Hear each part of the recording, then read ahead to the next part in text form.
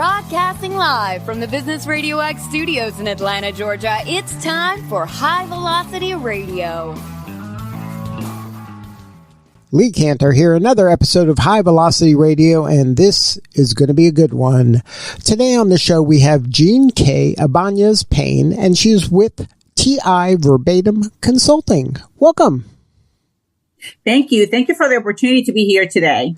Well, I am excited to learn what you're up to. You're an author, you're a women's advocate, and you're the CEO of TI Verbatim Consulting. So tell us a little bit about your work.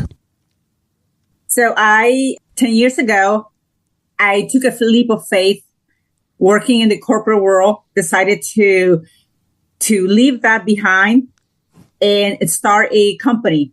Sold everything, cashed 401k, and started this amazing company called TI Verbatim Consulting, which is focused is to help people work better together. We focus in culture in the workplace, improving the culture of the workplace. So, and then, what about your work in the corporate world kind of led you to this moment? Did something big happen, or what was kind of the genesis that got you moving in this different direction? Well, I always believe that there's nothing in isolation. Every decision comes about as a combination of many different things. So I just had adopted a baby, and I had a less than ideal boss. And then I was also navigating some aspects of my mental health from the sexual trauma in the military. So there was a combination of many different things that led me to leave everything behind and start the company. So when you decided to start the company, did you have clients already, or was this kind of like, okay, now that I've done this, I better find some people that want to buy some services? Like how did kind of you get your first clients? My passion has always been human capital optimization and how to help people work better together, how to attract, develop, and retain talent. So I was doing some of that work in the corporate world.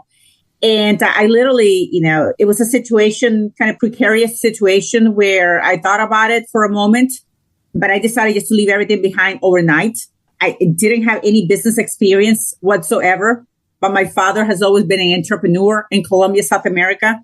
And I just decided to leave everything behind, and I've given some thought to what kind of company I wanted to do. And I know my passion was to help people work better together.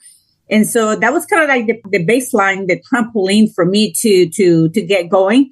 And, for the first 2 years, I just knocked in a lot of doors, and I was able to not take a salary for 2 or 3 years. And I was able to get my first contract within 1 year of starting the company. So that was kind of the launch of that, of the company. And I do remember that the first service that we received, it was $50. And then things just kind of kept growing from there on for the next couple of years. So when did you kind of develop this methodology around culture? So the mission, it was something that I wanted to do. But once I started the company, it was kind of based on the dynamics and things that we were seeing in the marketplace. The silently quitting, or people just leaving workplaces because of the culture. So from there, we created our own model of culture optimization, qualitative and quantitative approach. And fast forward to 2 years ago, we decided to create our own software in how to analyze the culture, a natural language software. So it has been an evolution for us to get to from where we started, which was very tactical and very manual, to be able now to have something that we can use and stand behind and have the credibility to do so. So how does kind of an engagement with your firm work? What pain is your client having right before they contact you? So different things can happen. Either they're having a hard time attracting talent. The people that they have are leaving, or companies have ethics or just in general HR complaints. So they're trying to figure out is kind of like what is causing the issues. Is it a managerial? Is it a policy? Is it a process problem? And then that's kind of where we go into doing the qualitative and quantitative analysis, the one-on-one interviews, the focus groups, and really kind of going through all the policies and procedures to really understand the root cause of the problem. Because there's a big difference with, full disclosure, I love donuts, okay? Especially Krispy Kreme hot donuts. So there's a big difference with one person saying, well, I do not want to work for X company because they do not provide donuts for us to have every day with our coffee, versus having a group of employees, 5, 15, or 20 say that we want the same thing. So we really try to isolate what is the big root cause of the problem and what is causing that, and how does that align to policies, process, and procedures. So now, when you're working with a company, sometimes do you have the feeling the person who hired you might be part of the problem? That because, like you said early on, most people don't quit jobs; they quit bosses. Yes, it can be a very difficult situation. That we have had some instances. One of the agencies that we did a culture assessment for, it was the U.S. Mint. And we actually ended up in a newspaper. So if you Google TI Verbatim Consulting, you will find, a agency that we did work for. And there has been many other agencies where the leaders who have hired us to find out what is causing the toxicity in the workplace have been part of the problem. And then when you conduct a culture assessment and you provide the results, they challenge the methodology, or they might challenge the items that we have looked at, the artifacts. So it can be quite challenging and actually fascinating at the same time, because yes, you might be cause of the problems, but it's all about improving what you can do as a leader to create a better place. Now, can we talk a little bit about your new book, Reclaiming Your Worth? What was kind of the impetus of writing a book? That could be a job by itself. Mm-hmm. So in addition to leading a company, I am a Navy veteran. I am a service disabled veteran. I served in the U.S. Navy for a little bit over 4 years, many years ago. And over that time, I was sexually abused, assaulted, and harassed. So I suffered in silence for 20 years, which included depression, suicidal ideation, and many mental health issues. So the book really came about me reclaiming my worth, because for many years, suffering in silence, and nobody knew about it, not even my husband of 30 years, what I was going through. And I was outsourcing my mental health to other people and hoping that they would fix it. So it wasn't until back in late 2022 when I decided to reclaim my worth, which is me taking ownership and stop outsourcing it to people around me to fix it, that I decided to take control. And in January of this year, I was finally in a place that I could write a book about my story and how I could help other sexual abused, people. And I just kind of like hunkered down in January, and I wrote 50,000 words in 4 weeks, 35,000 of those in 1 week. So that's how I reclaim my worth came about, is my story of abuse, empowerment, and how I was able to build my life in my own terms and stop relying on people to resolve my issues. And this is a long-winded answer, but that's kind of how it all came about. So it's a book about what went on personally with you. Does it have any kind of ties to your business at all, or is it about just as an individual kind of reclaiming your worth through that trauma? Well, it is my story as I reclaim my worth to the trauma, but it also details the fact that as I was creating my business, executing my strategies, and being what we call and define as a successful professional in the corporate world, I was suffering in silence and nobody knew, because all they saw was somebody who was motivated to grow, somebody who presented themselves well. So there is a story within the story. So now the readers who are kind of learning about the book and reading about the book, are there kind of tactics for them to kind of take control of their lives? Or is this something that it's like, well, it's your story and this is how you dealt with it? But are there lessons from this that other people can learn from?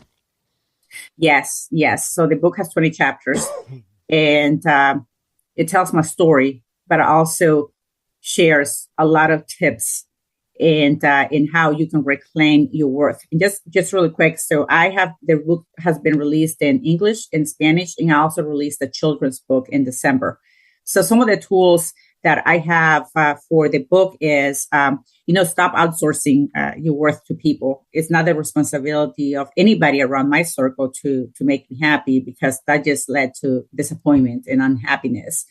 The other thing is, as a business owner, is for me, there has never been a plan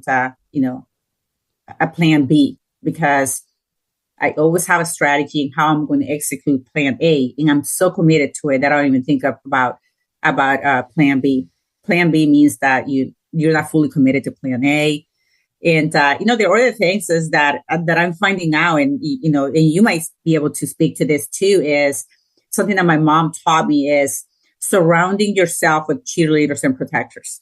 That's a big one. That's a big one for me as a business owner, as a person, and realizing sometimes, not all the time, that regardless of where you are in your journey of success or not, that people may only be happy for you when they're happier than you. So let's talk about that a little bit. So are you saying that it's important to have supporters and celebrators around you, or are you saying that that's nice to have, but don't kind of over rely on them, and you need people maybe to tell you some hard truths as well? Yes. So my analogy of the cheerleaders and protectors is that I travel a lot. And sometimes when you travel a lot, you have to become loyal to an airline to get, perks. And the one that resembles the most for me is I like Delta. And I know that when you're flying, you do have choices, but sometimes it's based on what you can afford. So if you do take that money aspect of the selection, you have first class, you have comfort plus, and then you have main cabin. So you have three choices. So for me, I look at it the same way. I have my protectors who are going to be having those tough conversations with me when I need to face the truth. I have the cheerleaders who are always rallying around me. And I'm talking about all the cheerleaders, like 2,000 followers on Facebook and all that stuff. But I'm thinking about the people who are going to protect me when I am not in the room. And then you have the acquaintances, which are your main classes, that those will come and go, right? This will come and go. And that often you can't rely on them. And those may be the people who are happy for you when they're happier than you. So I think this is an important point that you're making. And I think that a lot of people don't really lean on their team and the people around them in the most effective ways. Like sometimes you need your team to just cheer you up, and that's all you want from them is just say, good job. Just appreciate me and just let me kind of vent here and just say good job. And then other times you need their real truth. Tell me if there's something in my teeth, tell me the truth. Let me know if I'm off the mark here. If I'm coming out of the bathroom and have toilet paper, Right. And will you tell me, will you tell me if and that's when I go back to people who will be happy for you when they're happier than you. If I have a spinach in my teeth, Will you tell me, or will you just let me walk away and have people make fun of me? Right. So, and I have become, I think, as part of my mental health journey, and also as a business professional, once I decided to reclaim my worth, I truly cleaned up my circle. I have a couple of protectors. I call them like my 2, 3, or 4. Maybe I have like 5 cheerleaders. And then there's the acquaintances that I have. It's nothing bad. It's nothing good. But I'm just going to be very picky in how I spend my time. And spending time with me is a privilege. Well, this is really, really important things that we're discussing here. And I hope the listener really appreciates what you went through in order to have this kind of wisdom right now. I'm sure you, as you were going through this difficult times, that, like you said, maybe other people weren't aware of it, but obviously you were learning from it. And for you to be able to articulate these important messages is so important. And thank you for sharing. Mm-hmm, mm-hmm. And Lee, one other thing that I want to touch on when I say stop outsourcing your worth to people around you. How many times have you had somebody who, gets a gym membership? Let's just be real and talk about the beginning of the year. They get a gym membership. They go to the classes maybe once a week. They're still eating bad and unhealthy food. Then they cancel the membership because I'm not seeing any results. Or you are expecting the people around you to make you happy. And that's kind of what I did for a long time. Is I was going to the therapist, I was going to the psychologist, and I was not using the tools. I was not using, the items, the things that they were giving me so I could get better. And then I blamed them for not improving. And it is not the responsibility of my team to make me happy. I have to find that. And that's why I talk about that's why I talk about self-worth, because self-worth is all about your self-love, self-value, and self-respect. If you can't find that within yourself, you're always going to be looking for things in a different place, and you're always going to be disappointed. So if somebody wants to learn more about your consulting firm or get their hands on this book, what is the website? What is the best way to connect with you? TI Verbatim, www.tiverbatim.com is the website. And then if you want to purchase my book, you can go to www.reclaimyourworthnow.com, or you can go to Amazon. The book actually has been a bestseller, and my goodness, I have received so much feedback from men and women that are telling me this resonates. Yep, this happened to me. Thank you for telling your story. So that's what I'm trying to do. I'm trying to create awareness so people can feel safe in telling their story, but also getting help. Well, Jean, thank you so much for sharing your story today. You're doing such important work, and we appreciate you. Oh, thank you for having me. It means a lot. It means a lot to me to be able to just talk to you and then also share my story. All right. This is Lee Cantor. We'll see you all next time on High Velocity Radio.